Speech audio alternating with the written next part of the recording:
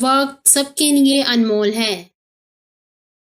جو وقت کھو دیتا ہے وہ دوبارہ کبھی نہیں پا سکتا۔ وقت ایک بہتے دریا کی طرح ہے جو آگے بڑھتا رہتا ہے۔ اکثر کہا جاتا ہے کہ وقت پیسے سے زیادہ اہم ہے۔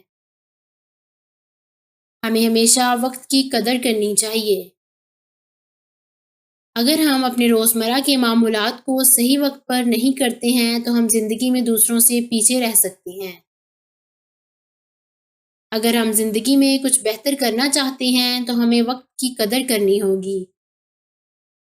اگر ہم اپنے وقت کا احترام کریں گے تو دوسرے بھی اس کا احترام کریں گے۔ زندگی مختصر ہے اور پورا کرنے کے کام وسیع ہیں۔